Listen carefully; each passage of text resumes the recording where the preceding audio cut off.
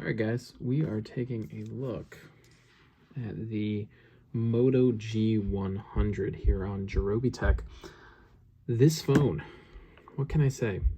I'm extremely surprised at how solid this phone is because I picked it up for $399 on Moto's website, and it's boasting some really impressive specs. I think a lot of people will be surprised how good this phone is. Now, for $399, what are we looking at here? We're looking at a 6.7-inch IPS display. We'll talk about that a little more later. It's 90 hertz, HDR10, gets up to 560 nits of brightness. Decent for an LCD, but like I said, I'll talk about that more. You're getting Android 11. You're also going to get the Snapdragon 870, which is interesting because I've never used a phone with the Snapdragon 870 processor in it. But, you know, kind of slotted between the 865 and the 888. Pretty dang good processor, honestly. You know, I'll talk about that a little more too. No issues with it, you know, really, really fast. On the back, we are looking at a 64 megapixel main camera with phase detection autofocus, no optical image stabilization, which is a bit of a bummer, but not the end of the world. Also has laser autofocus, a 16 megapixel ultra wide camera, which also has phase detection autofocus, and a 2 megapixel depth sensor. Now the nice thing is the ultra wide also doubles as a macro camera, and when I get into the camera part, that is probably one of the best macro cameras I have used in an Android phone. I was blown away because usually they are pretty terrible. This also can shoot up to 6K at 30 frames per second, which is an interesting resolution, but hey, nice to have again at that $399 price point. I think that's pretty awesome. Right on the front, you'll see there's two wonderful little cameras, which looks a little weird, but it's not too much of a distraction. 16 megapixel wide and an 8 megapixel ultra wide. Nice that they give you the variety there, and it can shoot up to 1080p at 30 frames per second. There is also a headphone jack, which is kind of shocking, next to the USB Type-C port and the speaker. Nice that they have that. I mean, you know, you're probably not going to find that in very many phones, to be completely honest, anymore. That's kind of a dying thing, sadly. But I was glad to see it. I always prefer having the option. I wish phones would keep it. And you'll see the downward firing speaker there. There is not one on the front, and that is a major bummer, which I will also talk about. So when we look at just navigating around the phone, very, very close to stock Android. I like what Motorola is doing. It looks really good. It's very clean, and the 90 hertz display is extremely smooth, along with that Snapdragon 870. Everything works really well. I have had no hiccups, no stutters, or, you know, it doesn't feel like a budget phone. This feels much closer to an actual flagship level phone, without having that crazy price tag. As far as how it feels moving around the UI, you know, build quality, it's okay. It's not bad. You know, I think it's just plastic on the back. It doesn't really feel like glass. I could be wrong. I didn't see Motorola touting that this was glass. I think it's plastic. It looks nice though. I got the white one. Overall, I like the design. It's very narrow. It's easy to use in one hand, even though it has a 6.7-inch screen, which I think is pretty nice. But yeah, I mean, obviously you get all the Motorola features built in here, which look really nice on the 6.7-inch display. You know, it's a little tall with the 21:9 aspect ratio, but it's not terrible. The only time you really notice it being maybe slightly annoying is in YouTube videos.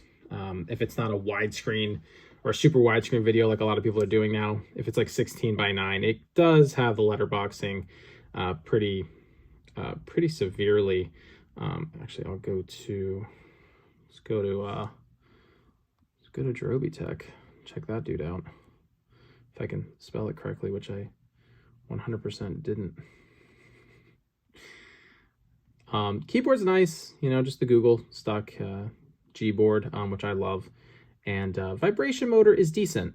It's not too bad. It's not the best vibration motor. Again, that's where you're, an area you're going to see where they cut back a little bit. But yeah, if we... Oh, I just love YouTube ads. It's so fantastic. Wow, wonderful. There we go. Let's see here. You see that? So you are going to get some pretty serious letterboxing on videos that aren't wider. You know, I don't think it's the biggest deal in the world, but it's okay. It doesn't really bother me too much. When we're looking at sort of flagship or a slightly less of a flagship that just came out, you can very easily actually looking at both of these phones personally.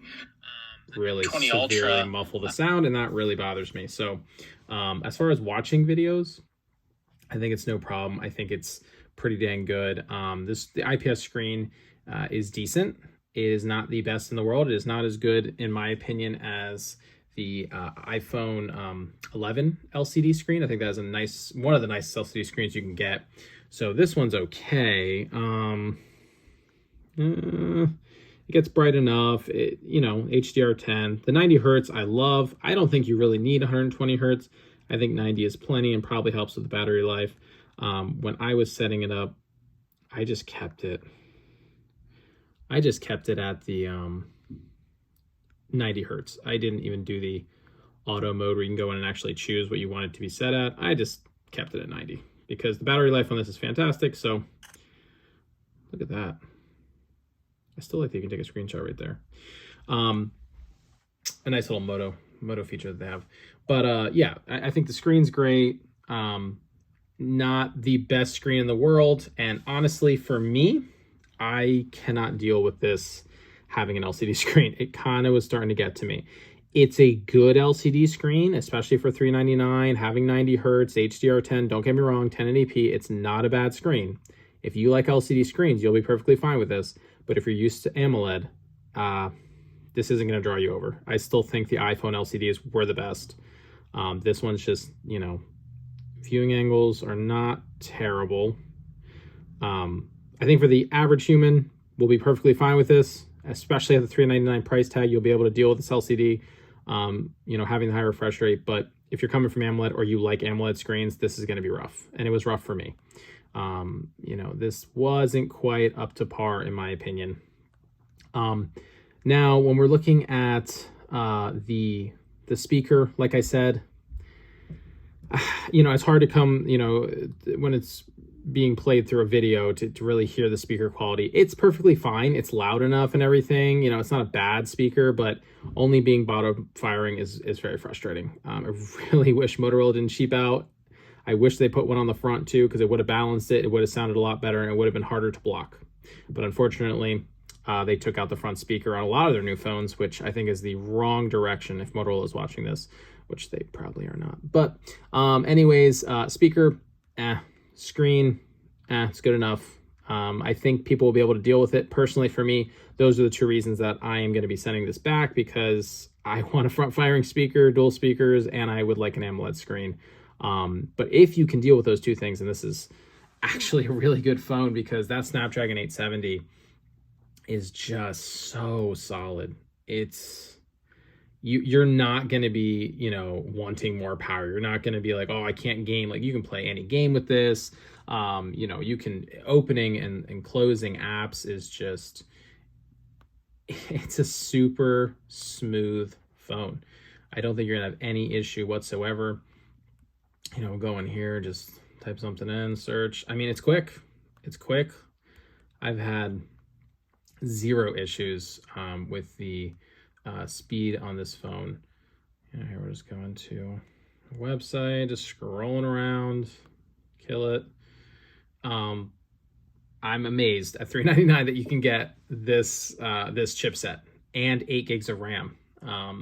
I mean, it's really solid. If all you care about is having a powerful phone for the least amount of money, this is the phone. This is the one for you. Now, when we're talking about the battery life, excellent. Excellent. Can't kill it in a day. This battery, with the way Motorola optimized everything, it's fantastic. I really like the Snapdragon 870. I think they did a phenomenal job. This is how long I want phones to last. You know, you're easily going to be able to get over 7 hours of screen on time. Now, again, that's subjective. That's personal usage. I think most people, though, most average humans out there, not going to have a problem getting over 7 hours of screen on time with this consistently. You're not really going to be able to kill this in a day. I think it's really, really good. Now, when we're looking at the cameras, it's really good, not the best. Again, I think if they just added optical image stabilization to the main camera, at least, it would have been better.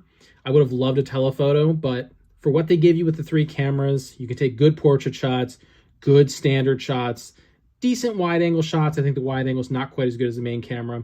But this is not the best 64 megapixel camera Motorola has put in a phone. I don't know if you guys remember the old Moto 1 Hyper also had a 64 megapixel camera and was cheaper than this.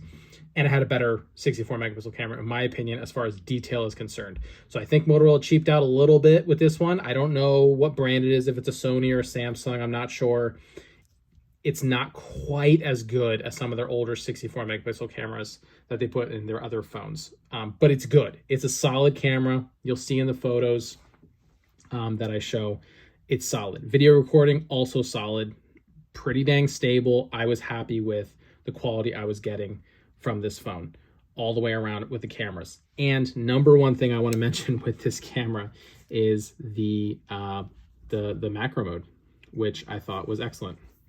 So if we go in here, you can see some of the options. You can go the full 64 megapixel ultra res, but again, I wasn't seeing a lot of detail. The night vision you'll see in the photo samples, pretty dang good. I was impressed. Even next to some of the higher end Samsungs, this was holding its own. This was definitely holding its own. So you get some fun options. I think the macro mode, though, right here, was one of the best. I mean, you can actually get, and as you can see, and obviously this is not doing a good job of showing it, but the ring light came on. So there is actually a ring light around the ultra wide when you're getting really close, and you can turn it off. You don't have to use it. There we go. You can turn it off, and it actually does pretty dang decent in low light, and you can actually get really, really close to your subject with this one, and it has a very good amount of detail. You know, again, with this, using the ultra wide instead of sticking a crappy 2 megapixel macro camera on there, a 5 megapixel fixed focus, this has autofocus, and it's a 16 megapixel ultra wide. So you're getting really good macro shots, as you'll see in the photos. This has one of the best macro cameras I've ever used on a phone. So Motorola, I think, is leading the charge with macro cameras, if you care about that, which I know not everyone does. But if you do, man, oh man, it is really, really good. Overall, the cameras, I'm gonna give it a B minus for the price.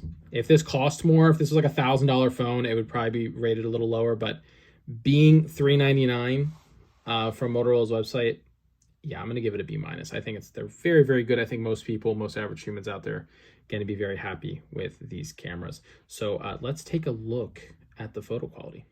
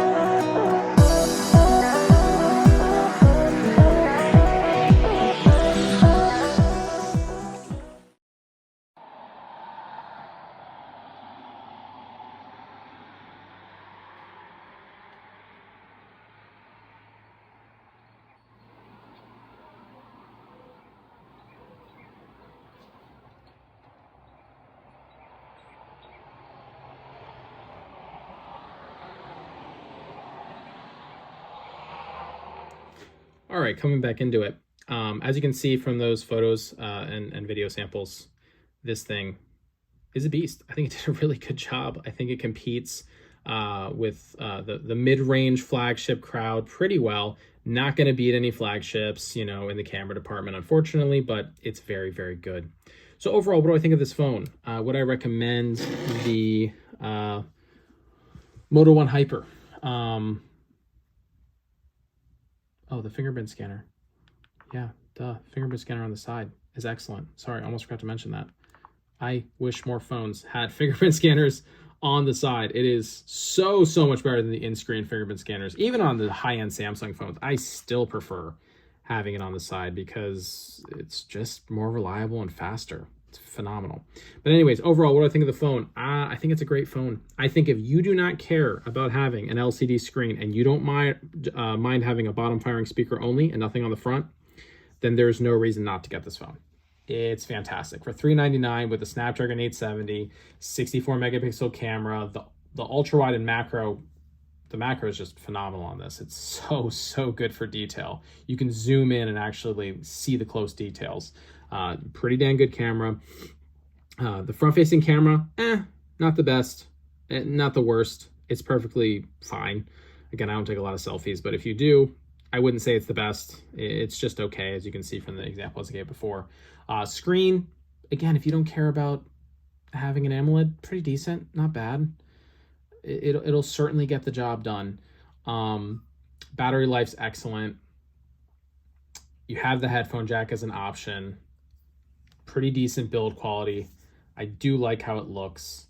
And as a bonus, in the box, you get a turbocharger and Motorola's ready for, as you can see up in that corner, ready for compatible. So you can use it kind of like Samsung DeX, kind of make it like your little desktop with the cord that it comes with. So you can plug it in and use it on a monitor, TV, something like that. Very nice that Motorola's bundling that for $400. You know, for $399, that's pretty sweet. They didn't cheap out. And just for, you know, a little icing on top, boom, they bundle a case with it, which I've actually been using because I really like it. It's a very thin case. It's not massive, and I think it's pretty great. Yeah, this phone, guys, let me tell you, with all the Moto options that they throw into all their phones, which are very helpful. I mean, I personally like them. All the personalization, you can go in and change, you know, the colors, the shape of all of these. I mean, you know, and then you'll see it's changed up here. It's a nice phone. They did a really good job. And I just commend them for bringing this to $400. And also my only two cons, like I said, the screen and the speaker. Really hope that they update this moving forward. And it looks like the new Moto Edge Plus that's coming out, that's not yet released on their website, has better speakers and an AMOLED screen. So that might be the one to wait for, but that also is a $1,000 phone. So you have to ask yourself, can you live with those two cons? Really the only two cons in my opinion. And just pay $400 and get a great phone. Because if you can live with those two cons, $400, $399, I'm sorry guys, I don't think there's many phones that beat this. I would definitely recommend this phone if those two cons don't bother you. Go check out Motorola's website. Maybe you can even find it on eBay or something for cheaper. But I think this thing's been phenomenal. I was using it on Cricket Wireless, no issues with the signal reception. It's been great. This is a really nice phone, guys. I certainly recommend it. And I'm going to post a couple more videos in the future comparing this camera, the macro camera on this, to some flagships, just to show you guys how good this thing really is. And it is good. All right, guys, I'm going to sign out on that one. Check out the Moto G100 from Motorola. If you guys have any questions, please leave them below. And if you'd like to subscribe, please do so. All right, see you guys.